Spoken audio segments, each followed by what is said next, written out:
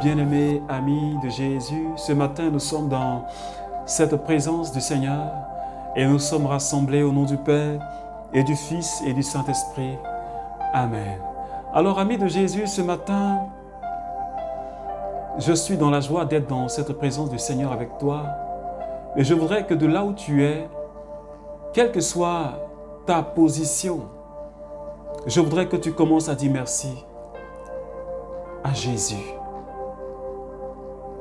Je voudrais que tu élèves la voix de là où tu es et que tu commences à célébrer le Seigneur. Dis à Jésus combien de fois tu l'aimes. Dis à Jésus, dis-lui merci pour toutes les merveilles qu'il a accomplies dans ta vie. Dis-lui merci pour tout ce que tu n'arrives même pas à comprendre. Mais dis-lui merci. Seigneur, je bénis ton nom ce matin. Je te dis merci parce que Seigneur, tu es Dieu, tu es bon. Et tout ce que je dis, Seigneur, n'ajoute rien à ce que tu es. Malgré tout cela, tu demeures Dieu. Et je voudrais t'adorer ce matin. Je voudrais te célébrer ce matin. Parce qu'en dehors de toi, il n'y a aucun autre Dieu. Mais tu es le seul et tu es l'unique. C'est pourquoi ce matin, amis de Jésus, la Bible dit que là où 2 ou 3 sont réunis, il est présent parmi nous, le Saint-Esprit. C'est pourquoi je voudrais déjà que nous puissions commencer à parler à l'Esprit de Dieu. Nous puissions déjà commencer à célébrer le Saint-Esprit. Il est Dieu, il procède du Père et du Fils. Et avec le Père et le Fils, il reçoit même louange, il reçoit même adoration, il reçoit même gloire. C'est pourquoi parle-lui, célèbre le Saint-Esprit ce matin. Mokanderebo sota, rebebebonta, manderebo sabianta, mosha ketaya, marebobo yoto, rababako ramasheke, montarabao soto. Seigneur Esprit Saint, ce matin, viens et prends le contrôle de ma vie. Prends le contrôle de la vie de mon frère. Prends le contrôle de la vie de ma sœur. Seigneur, plonge-nous dans ta présence. Plonge-nous dans une onction fraîche. Dispose nos cœurs à rentrer dans ta présence et à recevoir ta semence de ce matin. Béni sois-tu, Saint-Esprit. Merci Seigneur. Merci Seigneur. Alors ami de Jésus, je t'invite à rester dans cette présence du Seigneur. Nous sommes au chapitre 13 jusqu'au chapitre 15 du livre de Samuel. 1 Samuel chapitre 13.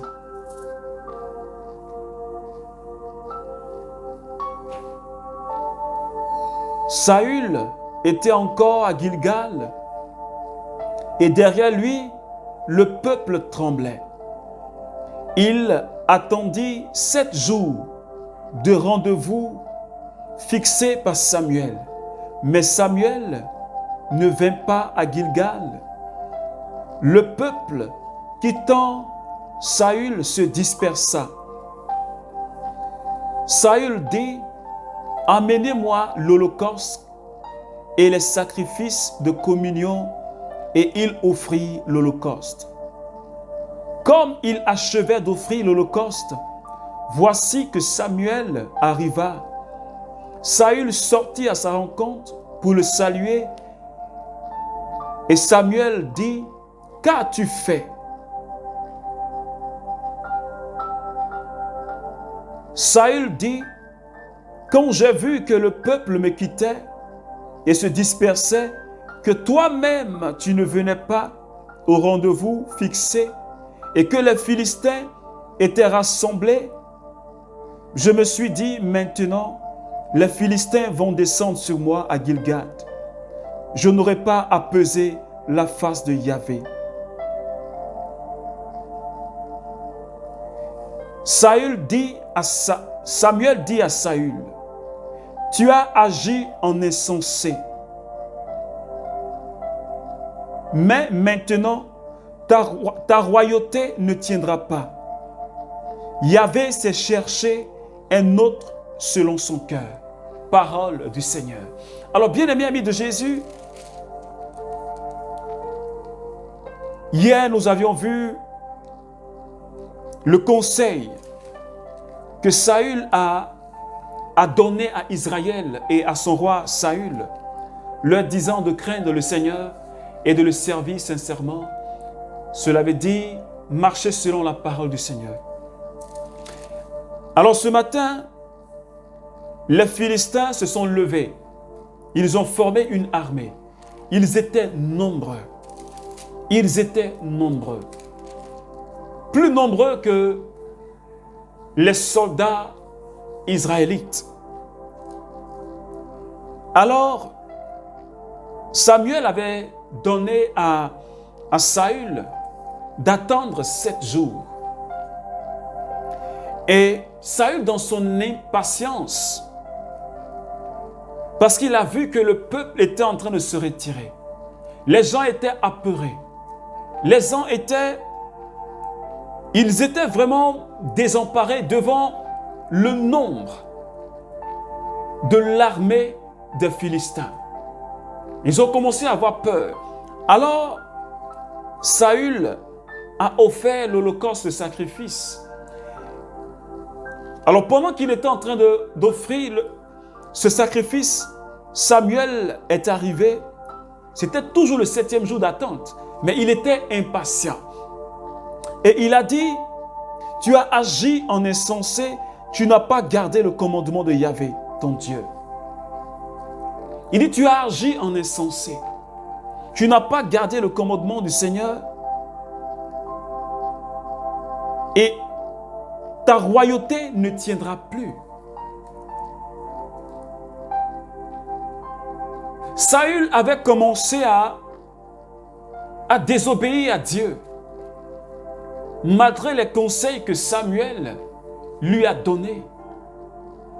Et ce n'était pas le dernier.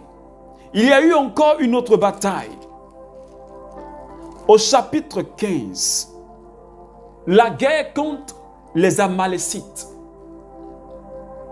Et avant cette guerre, Yahvé a dit, quand vous allez au combat, vous devez vouer toutes choses, et cette ville-là, vous devez la vouer à l'anathème. Cela veut dire hommes, femmes, bétail, tout doit être tué. Tout doit être tué. Cela veut dire c'est une offrande à Dieu.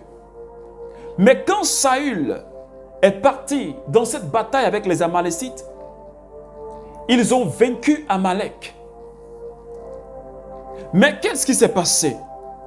La Bible dit, Saül et le peuple épargnèrent Agag et le meilleur du petit et du gros bétail, les bêtes de seconde portée et les agneaux, bref, pour ce qu'il y avait de bon. Il ne voulut pas les vouer à l'anathème, mais tout produit sans valeur et de mauvaise qualité, ils les ont voués à l'anathème. Il avait dit, tuez toute chose, tout ce qui est vivant, homme comme animal. Mais qu'est-ce qu'ils font? Le peuple récupère ce qui est bon et ce qui est de mauvaise qualité, ce qui est sans valeur. C'est ce qu'ils détruisent. Et ce qui est bon, ils récupèrent pour eux-mêmes. Alors, Saül désobéit encore à Dieu. Et cela lui a coûté très cher. C'est pourquoi Samuel a dit à Saül, Yahvé t'a oint comme roi sur Israël. Il t'a envoyé en expédition et il t'a dit, va, tu voueras à l'anathème ces pécheurs, ces Amalécites. Mais pourquoi est-ce que tu t'es rué sur le butin? Pourquoi est-ce que tu t'es rué sur le butin? Et Saül était en train de se justifier en disant, j'ai effectivement fait ce que le Seigneur m'a demandé. J'ai voué à l'anathème ce qu'il m'a demandé. Et j'ai voulu offrir un sacrifice au Seigneur.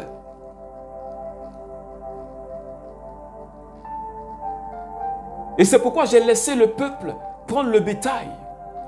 Et Samuel lui dit, mais non. Yahvé se plaît-il aux holocaustes et aux sacrifices, comme à l'obéissance à la parole de Yahvé?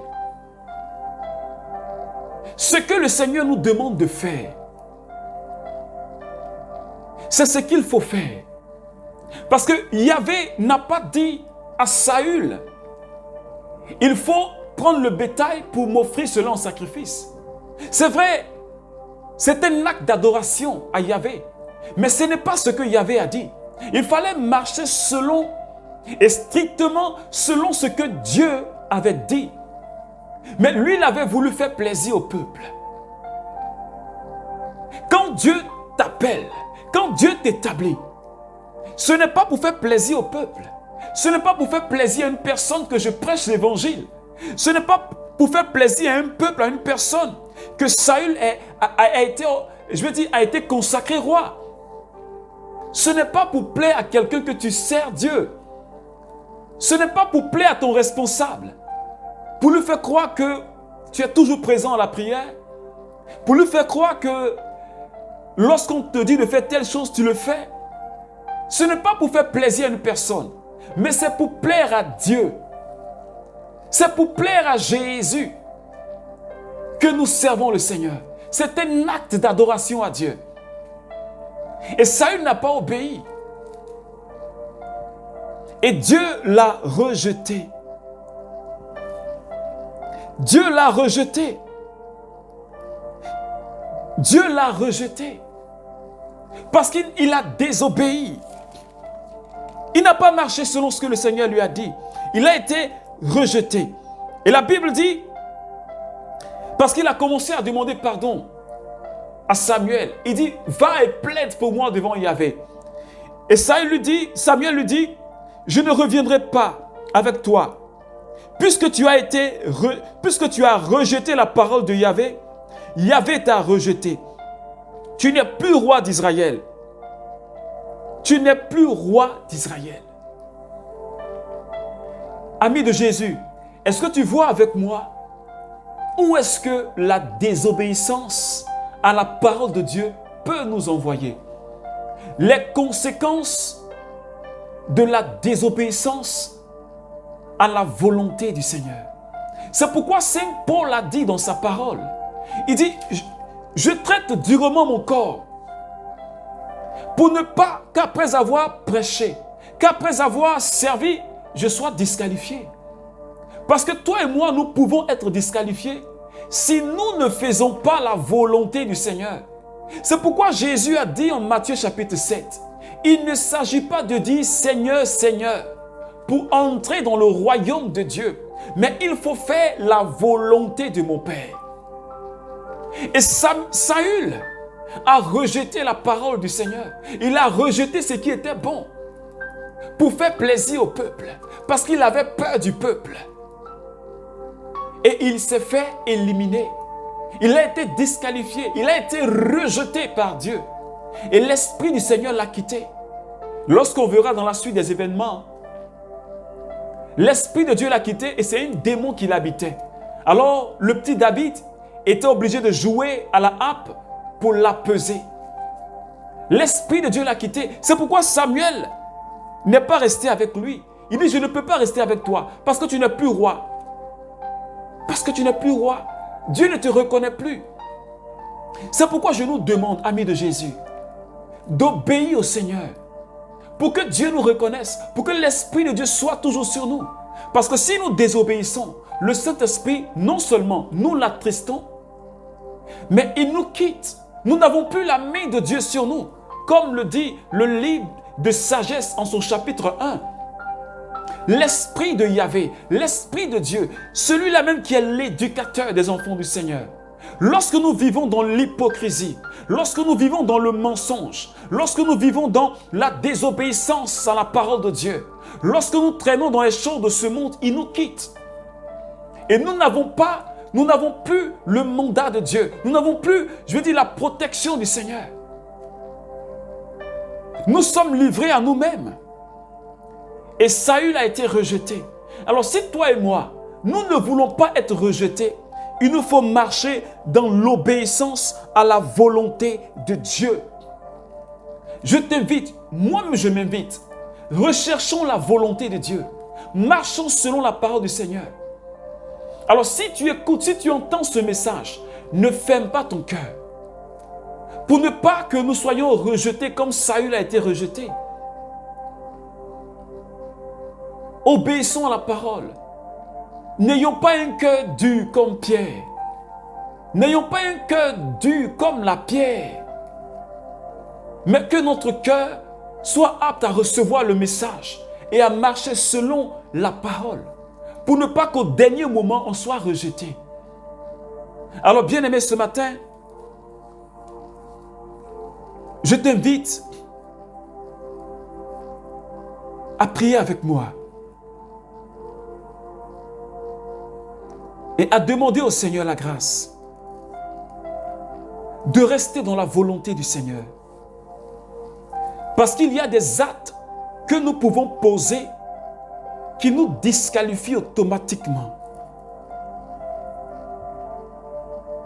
Si nous vivons dans l'idolâtrie, comme Paul le dit en Galates chapitre 5, et on ne cessera de le dire, ceux qui vivent dans de telles choses, Galates 5, 19 à 20, tu peux le méditer.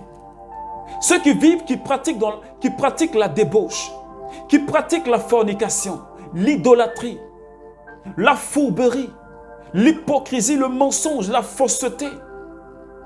La Bible dit que toutes ces personnes-là n'auront pas part, ils n'auront pas part au royaume de Dieu. Alors sortons du milieu de ces choses. Sortons du milieu de ces choses et réconcilions-nous avec le Seigneur. Alors prions le Seigneur. Papa, ce matin, je veux te dire merci. Merci ce matin pour ta parole qui me rejoint. Donne-moi la force d'être obéissant,